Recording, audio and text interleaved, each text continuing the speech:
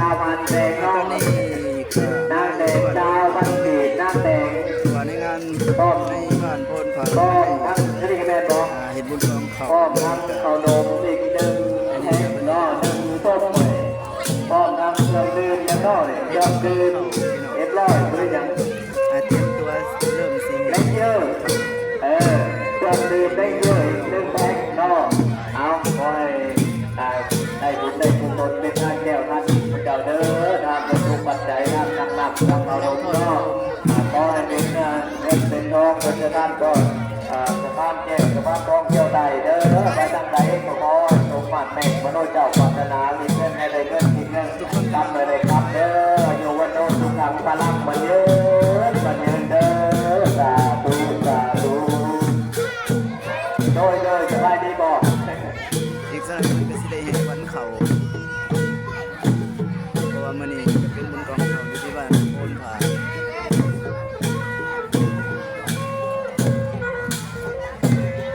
ดังเดชีอาสวะภาณวัหังนิพพานาอัจโยตุสาธุสาธุภูมิขาทั้งหลายเอาแหละสาธุสาธุภูมิขาทั้งหลายนี่ทำการนั้นเล็กน้อยว่าได้ใจเย็นก่อน โอกาสนี้กำลังเริ่มต้นแห่กองบุญแห่วันเขาถึงเวลาแล้วพี่น้องถึงเวลาแห่แล้ว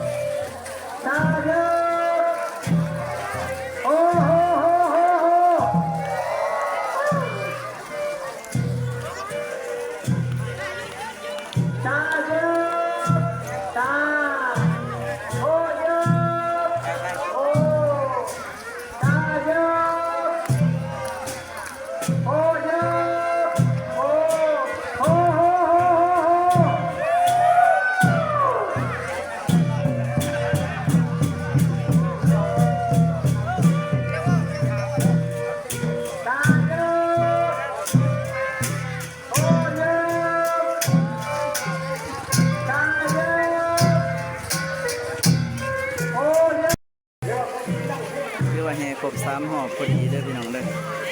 คือว่าหอบนี้เป็นหอบสุดท้ายก็เป็นนั้นว่าจบพิธีในการแห่มันเข่าแห่ต้นกระพึกแห่กบคำว่าเบิ่งแล้ว